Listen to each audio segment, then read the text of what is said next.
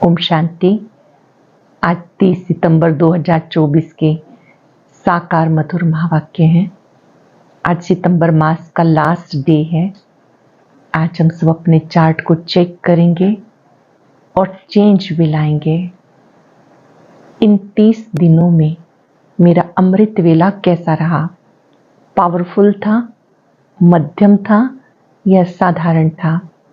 मुरली class में regular और punctual रहे, एकाग्रचित होकर मुरली सुनी, नुमा शाम के समय योग, कर्म करते समय बीच बीच में आत्मिक स्मृति का अभ्यास, सोने से पहले बाबा को पत्र लिखना, 5 स्वरूपों का अभ्यास, इन सब का चार्ट हम कमेंट बॉक्स में लिखेंगे।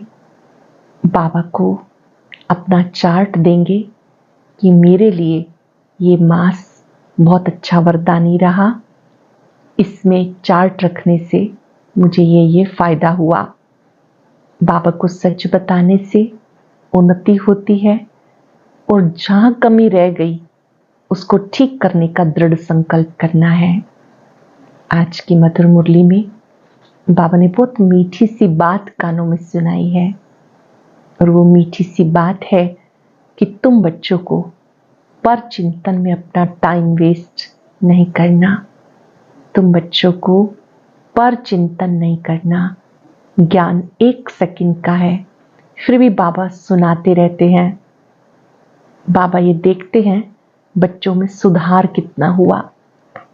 बाबा जो बातें सुनाते हैं, इन बातों को धारण करना है और धारण करने में टाइम लगता है। बाबा सिर्फ पढ़ाते ही नहीं लेकिन पालना भी देते हैं, याद दिलाते हैं, बच्चे जो कुछ सुनते हो इसे अपने जीवन में धारण करो। दधीची ऋषि की तरह तुम्हें अपनी हड्डी हड्डी सेवा में सफल करनी है। भक्ति में शिवलिंग की पूजा करते हैं, श्री लक्ष्मी नारायण की पूजा करते हैं, पर कोई भी नहीं जानते कि ये कौन थे, इन्होंने क्या कार्य किया।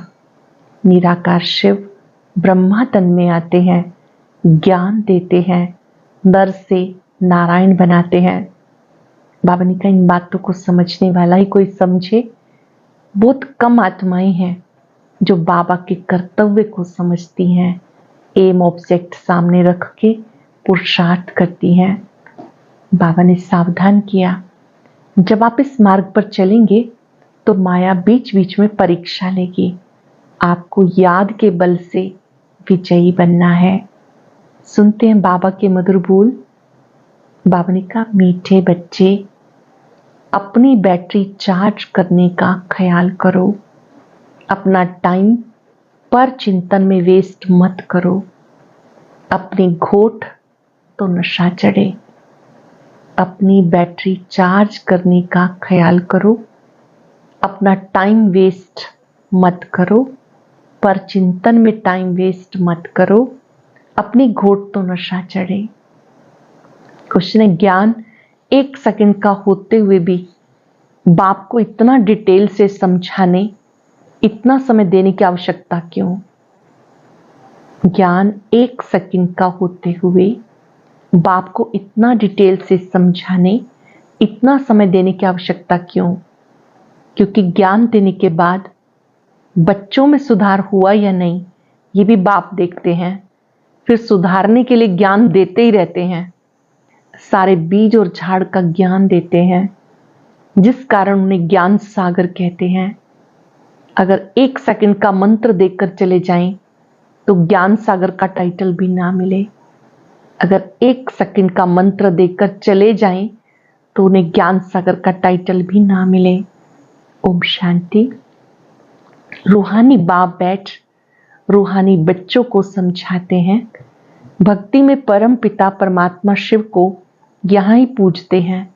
भले बुद्धि में कि होकर गए, जहाँ पर लिंग देखते हैं उनकी पूजा करते हैं। यहाँ तो समझते हैं शिव परम धाम में रहने वाला है, होकर गए हैं, इसलिए उनका यादगार बना के पूजते हैं। जिस समय याद किया जाता तो बुद्धि में जरूर आता है कि वो निराकार है जो परम धाम में रहने वाला है, इसलिए शिव कह के पूजते हैं। मंदिर में जाके माथा टेकते हैं, उन पे दूध फल जल चढ़ाते हैं, परंतु वो तो जड़ है, जड़ की भक्ति ही करते हैं। अब तुम जानते हो वो है चैतन्य, उनका निवास स्थान परम धाम है। वो लोग जब पूजा करते हैं तो बुद्धि में रहता है कि परम धाम निवासी है, होकर गए हैं। तब ये चित्र बनाए गए जिसकी पूजा की जाती। वह चित्र कोई शिव नहीं, उनकी प्रतिमा है। वैसे देवताओं को भी पूजते हैं, जड़ चित्र हैं, चैतन्य नहीं है। परंतु वह चैतन्य जो थे वो कहाँ गए ये नहीं समझते, जरूर पुनर्जन्म ले नीचे आए होंगे। अब तुम बच्चों को ज्ञान मिल रहा है, समझते हो जो भी पूज्य देवता थे वो पुनर्जन्म लेते नीचे आ गए। आत्मा वही है, आत्मा का नाम नहीं बदलता, बाकी शरीर का नाम बदलता है। वह आत्मा कोई ना कोई शरीर में है, पुनर्जन्म तो लेना ही है। तुम पूजते हो उनको जो पहले पहले शरीर लेते हैं। श्री लक्ष्मी नारायण को पूजते हैं जो सतयुग के महाराजा महारानी हैं। इस समय तुम्हारा ख्याल चलता, जो नॉलेज बाप देते हैं, समझते हो जिस चित्र की पूजा करते हैं वो पहले नंबर वाला है। ये लक्ष्मी नारायण चैतन्य में थे, यहाँ ही भारत में थे, अभी नहीं है। मनुष्य ये नहीं समझते कि वो पुनर्जन्म लेते लेते भिन्न नाम रूप लेते 84 जन्मों का पार्ट बचाते रहते हैं। ये किसी के ख्याल में नहीं आता। सतयुग में थे जरूर, परंतु अब नहीं है, ये भी किसको समझ में नहीं आता। अब तुम जानते हो ड्रामा प्लान अनुसार फिर चैतन्य में आएंगे जरूर। मनुष्यों की बुद्धि में ख्याल ही नहीं आता। बाकी इतना जरूर समझते हैं कि ये थे, अब इनके जड़ चित्र हैं, परंतु वो चैतन्य कहाँ चले गए किसी की बुद्धि में नहीं आता। मनुष्य 84 लाख पुनर्जन्म कह देते, ये भी तुम बच्चों को मालूम पड़ा, 84 जन्म ही लेते हैं, ना कि 84 लाख। अब श्री रामचंद्र की पूजा करते हैं, उनको ये पता नहीं कि ये कहाँ गए। जानते हो श्री राम की आत्मा जरूर पुनर्जन्म लेती रहती होगी, या इम्तिहान में नापास होते हैं, कोई ना कोई रूप में होगी जरूर। यहाँ ही पुरुषार्थ करते रहते हैं। इतना नाम बाला है श्री राम का, तो जरूर आएंगे, उनको नॉलेज लेनी पड़ेगी। अभी कुछ नहीं मालूम पड़ता तो उस बात को छोड़ देना पड़ता है। इन बातों में जाने से टाइम वेस्ट होता, इससे क्यों ना अपना टाइम सफल करें। अपनी उन्नति के लिए अपनी बैटरी चार्ज करो। दूसरी बातों का चिंतन पर चिंतन हो गया, अब तो अपना चिंतन करना है। हम बाप को याद करें, वो भी जरूर पढ़ते होंगे, अपनी बैटरी चार्ज करते होंगे, परंतु तुम्हें अपनी करनी है। हर एक आत्मा को अपनी बैटरी स्वयं चार्ज करनी है, आत्मा को शक्तिशाली बनाना है। कहा जाता अपनी घोट तो नशा चढ़े। बाबा ने कहा जब तुम सतो प्रधान थे तो तुम्हारा बहुत ऊंच पद था, फिर पुरुषार्थ करो, मुझे याद करो तो विक्रम विनाश हो। मंजिल है ना, ये चिंतन करते करते सतो प्रधान बनेंगे। नारायण का ही सिमरन करने से हम नारायण बनेंगे। अंत काल में जो नारायण सिमरे, तुम्हें तो बाप को याद करना है जिससे पाप कटें, फिर नारायण बने। यहाँ सिमरन करना है शिव बाबा को, तब श्री नारायण बनेंगे। ये नर से नारायण बनने की हाईएस्ट युक्ति है। एक नारायण तो नहीं बनेंगे ना, ये तो सारी डायनेस्टी बनती है। बाप हाईएस्ट पुरुषार्थ कराएंगे। यह ही राजयोग की नॉलेज, सो भी पूरे विश्व का मालिक बनना है। जितना पुरुषार्थ करेंगे उतना फायदा है। एक तो अपने को आत्मा निश्चय करना है। कोई कोई लिखते भी ऐसे हैं, फलानी आत्मा आपको याद करती है। आत्मा शरीर द्वारा लिखती, आत्मा का कनेक्शन शिव बाबा के साथ है। मैं आत्मा फलाने शरीर के नाम रूप वाली हूँ, ये जरूर बताना पड़े, क्योंकि आत्मा के शरीर पर ही भिन्न भिन्न नाम पड़ते हैं। मैं आत्मा आपका बच्चा हूँ, मुझ आत्मा के शरीर का नाम फलाना है। आत्मा का नाम तो कभी बदलता नहीं। मैं आत्मा फलाने शरीर वाली हूँ, शरीर का नाम जरूर चाहिए, नहीं तो कारोबार भी चल ना सके। सभी को आत्मा बुलाएंगे तो सब इकट्ठे हो जाएंगे। शरीर का नाम भी कारोबार के लिए चाहिए। यहाँ बाबा कहते मैं इस ब्रह्मा के तन में आता हूँ टेम्परेरी, इनकी आत्मा को भी समझाते मैं इस शरीर से तुम्हें पढ़ाने आया हूँ। ये मेरा शरीर नहीं, मैंने इनमें प्रवेश किया, फिर चले जाएंगे अपने धाम। मैं आया ही हूं तुम बच्चों को मंत्र देने। ऐसे नहीं कि मंत्र दे के चला जाता हूं, नहीं, बच्चों को देखना भी पड़ता कहां तक सुधार हुआ। बाबा ने कहा सिर्फ मैं सुना के नहीं चला जाता, पर मैं चेक भी करता हूं कि मेरे बच्चों में सुधार कितना हुआ। फिर सुधारने की शिक्षा देते रहते। सेकंड का ज्ञान देकर चले जाएं तो फिर ज्ञान सागर भी ना कहा जाए। कितना समय हुआ तुम्हें समझाते रहते। झाड़ की, भक्ति मार्ग की सब बातें समझने की डिटेल है, डिटेल में समझाते हैं। होलसेल माना मन मना भव, परंतु ऐसा कह के चले तो नहीं जाएंगे। पालना, देखरेख भी करनी पड़ती है। कई बच्चे बाबा को याद करते करते गुम हो जाते हैं। फलानी आत्मा जिसका नाम फलाना था बहुत अच्छा पढ़ता था, स्मृति तो आएगी ना। पुराने पुराने बच्चे कितने अच्छे थे, उनको माया ने हप कर लिया। शुरू में कितने आए, फट से आकर बाबा की गोद ली, बट्ठी बनी। इसमें सब ने अपना लक अजमाया। फिर लक अजमाते अजमाते माया ने एकदम उड़ा दिया, ठहर ना सके। फिर 5 वर्ष के बाद भी ऐसा होगा। कितने चले गए, आधा झाड़ तो जरूर गया। भले झाड़ वृद्धि को पाया, परंतु पुराने चले भी गए। समझ सकते हैं उनसे कुछ फिर आएंगे जरूर पढ़ने के लिए। स्मृति आएगी कि हम बाप से पढ़ते थे और सब अभी तक पढ़ते रहते हैं और हमने हार खा ली। फिर मैदान में आएंगे, बाबा आने देंगे, फिर भी भले आके पुरुषार्थ करो। भले चले गए फिर आ गए, बाबा आने देंगे, बच्चे फिर भले पुरुषार्थ करो, कुछ ना कुछ अच्छा पद मिल जाएगा। बाबा स्मृति दिलाते, मीठे मीठे बच्चे माम एकम याद करो तो पाप कट जाएंगे। अब कैसे याद करते हो? क्या ये समझते हो कि बाबा परम धाम में है? नहीं, बाबा तो यहाँ रथ में बैठे हैं ना। इस रथ का सबको मालूम पड़ता है, यह है भाग्यशाली रथ, इसमें बाबा आया है। ब्रह्मा का रथ भाग्यशाली रथ है, इनमें बाबा आया है। भक्ति में थे तो उनको परम धाम में याद करते थे, परंतु ये नहीं जानते कि याद से क्या होगा। अब तुम बच्चों को बाबा खुद इस रथ में बैठकर श्रीमत देते, इसलिए तुम बच्चे समझते हो बाबा इस मृत्यु लोक में पुरुषोत्तम संगम युग पर हैं। जानते हो हमें ब्रह्मा को याद नहीं करना। बाप कहते मामेकम याद करो। मैं इस रथ में रह के तुम्हें नॉलेज दे रहा हूं, अपनी भी पहचान देता हूं कि मैं यहां हूं। आगे तो तुम समझते थे परम धाम में रहने वाला है, होकर गया है, परंतु कब ये पता नहीं था। होकर तो सब गए, जिनके भी चित्र हैं, अब वो कहाँ हैं किसी को पता नहीं। जो आता फिर अपने समय पर आते हैं, भिन्न भिन्न पार्ट बचाते हैं। स्वर्ग में कोई जाते नहीं। बाबा ने समझाया स्वर्ग में जाने के लिए पुरुषार्थ करना होता। पुरानी दुनिया का अंत, नई दुनिया की आदि चाहिए। इसको पुरुषोत्तम संगम युग कहा जाता है। ये ज्ञान तुम्हें अभी है, मनुष्य कुछ नहीं जानते। समझते भी शरीर जल जाता, बाकी आत्मा चली जाती। अब कलयुग है तो जरूर जन्म कलयुग में लेंगे। सतयुग में थे तो जन्म भी सतयुग में लेते थे।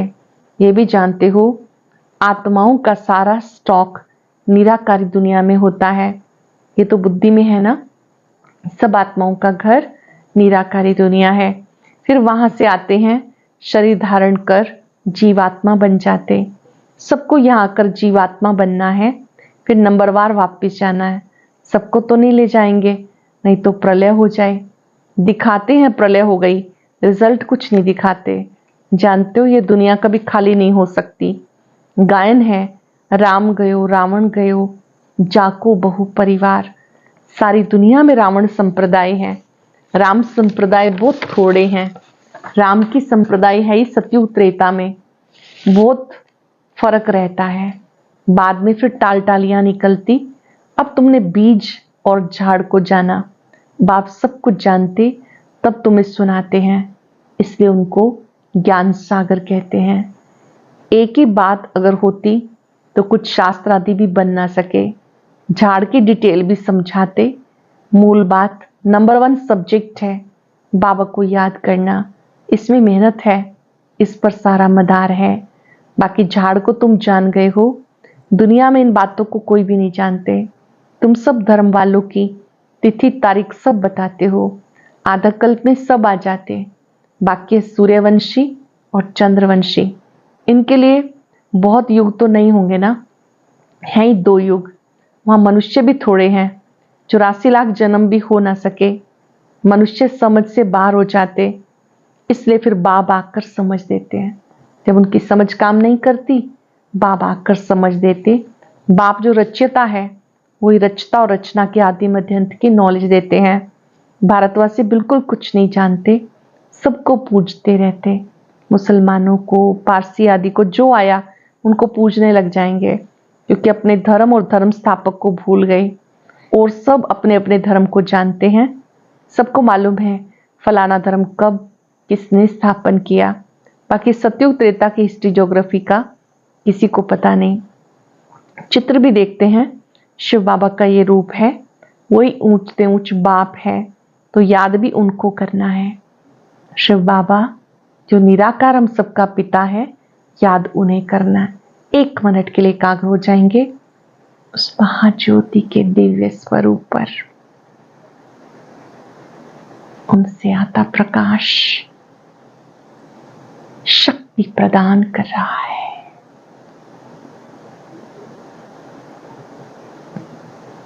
बाबा के स्वरूप को देखते याद करें, मेरा बाबा, मीठा बाबा, प्यारा बाबा, शुक्रिया बाबा। बाबा ने कहा चित्र देखते हैं ना, तो उनका ये रूप है, वो ऊंचते ऊंच है, याद भी उनको करना है। यहाँ फिर सबसे जास्ती पूजा करते श्री कृष्ण की, क्योंकि वो नेक्स्ट है ना, प्यार भी उनको करते हैं। तो गीता का भगवान उन्हें समझ लिया। सुनाने वाला चाहिए तब उनसे वर्षा मिले। बाप ही सुनाते हैं नई दुनिया की स्थापना, पुरानी दुनिया का विनाश कराने वाला और कोई हो ना सके सिवाय एक बाप के। ब्रह्मा द्वारा स्थापना, शंकर द्वारा विनाश, विष्णु द्वारा पालना, ये भी लिखते हैं। यहाँ के लिए ही है, परंतु समझ कुछ भी नहीं। जानते हो वो है निराकारी सृष्टि, यह है साकारी सृष्टि। सृष्टि तो यही है, यहाँ ही राम राज्य रावण राज्य होता है। महिमा सारी यहाँ की है, बाकी सूक्ष्म वतन का सिर्फ साक्षात्कार होता।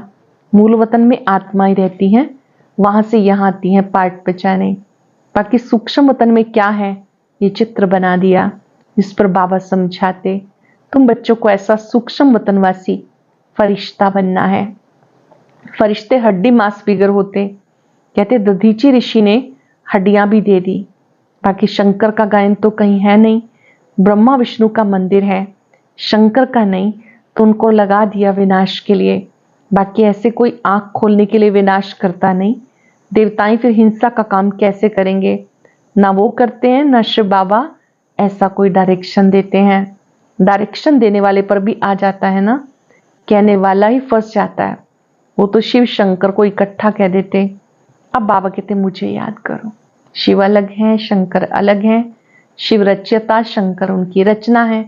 शंकर जी भी शिव को याद करते हैं। बाप कहते मामेकम याद करो, ऐसा तो नहीं कहते शिव शंकर को याद करो। पतित पावन एक को कहते हैं। भगवान अर्थ सहित समझाते, ये कोई जानते नहीं, ये चित्र देखकर मूंझते हैं। अर्थ तो जरूर बताना पड़े, समझने में टाइम लगता। कोटों में कोई विरला निकलता है। मैं जो हूं जैसा हूं, कोटों में कोई मुझे पहचान सकते हैं। बाबा कहते हैं मैं जो हूं जैसा हूं, कोटों में कोई मुझे पहचान सकते हैं। अच्छा, मीठे मीठे सिकिलदे बच्चों प्रति माता पिता बाप दादा का याद प्यार, गुड मॉर्निंग। रूहानी बाप की रूहानी बच्चों को नमस्ते। रूहानी बच्चों की रूहानी बाप दादा को याद प्यार, नमस्ते, गुड मॉर्निंग। शुक्रिया बाबा, शुक्रिया। धारणा के लिए सार, किसी भी बात के चिंतन में अपना समय नहीं गंवाना, अपनी मस्ती में रहना है। स्वयं के प्रति चिंतन कर आत्मा को सतो प्रधान बनाना है। नर से नारायण बनने के लिए अंत काल में एक बाप की याद रहे। इस हाईएस्ट युक्ति को सामने रखते हुए पुरुषार्थ करना है। मैं आत्मा हूं, इस शरीर को भूल जाना है। किसी भी बात के चिंतन में अपना समय नहीं गंवाना, अपनी मस्ती में रहना है। स्वयं के प्रति चिंतन कर आत्मा को सतो प्रधान बनाना है। नर से नारायण बनने के लिए अंत काल में एक बाबा की याद रहे। इस हाईएस्ट युक्ति को सामने रखते हुए पुरुषार्थ करना है। मैं आत्मा हूं, शरीर को भूल जाना है। वरदान है, दाता की देन को स्मृति में रख, सर्व लगावों से मुक्त रहने वाले आकर्षण मुक्त भव। दाता की देन को स्मृति में रख, सर्व लगावों से मुक्त रहने वाले आकर्षण मुक्त भव। कई बच्चे कहते हैं इनसे मेरा कोई लगाव नहीं, परंतु उनका यह गुण बहुत अच्छा है, इनकी सेवा की विशेषता बहुत है। लेकिन किसी व्यक्ति वैभव की तरफ बार बार संकल्प जाना, ये भी आकर्षण है। किसी की भी विशेषता को देखते, गुणों को व सेवा को देखते दाता को नहीं भूलना। ये दाता की देन है। ये स्मृति लगाव से मुक्त, आकर्षण मुक्त बना देगी। किसकी भी विशेषता देखते हैं, विशेषता देने वाला दाता याद रहे, दाता की देन है, तो आकर्षण मुक्त बन जाएंगे, किसी पर भी प्रभावित नहीं होंगे। सरल शब्दों में किसी की भी गुण या विशेषता को देखते हुए विशेषता दाता बुद्धि में याद रहे तो कभी किसी से प्रभावित भी नहीं होंगे, लगाव मुक्त रहेंगे, आकर्षण मुक्त रहेंगे। स्लोगन है, ऐसे रूहानी सोशल वर्कर बनो जो भटकती हुई आत्माओं को ठिकाना दे, भगवान से मिला दे। सोशल वर्कर समाज सेवा करते हैं, कोई जल पिलाने की सेवा, कोई दवाइयाँ बांटने की सेवा, कोई वस्त्र बांटते, कोई अन्न बांटते। बाबा कहते हैं आप भटकती हुई आत्माओं को ठिकाना देने की सेवा करो। आज हम सब याद रखेंगे, मैं रूहानी सोशल वर्कर हूं, सबकी सेवा करनी है। भटकती हुई आत्माओं को बाबा से मिलाना है। बाबा ने मुझे बहुत सुंदर समाज सेवा दी है। ये समाज फिर से दिव्य समाज बने, फिर से पवित्र भूमि बन जाए। उसके लिए मैं आत्मा सर्वात्माओं को बाबा से मिलाने के निमित्त हूं। सभी बाबा को पहचाने, बाबा से शक्ति प्राप्त करें, बाबा की छत्र छाया में सुख और सुकून का अनुभव करें। मैं रूहानी सोशल वर्कर हूं। शुक्रिया बाबा, शुक्रिया। ओम शांति।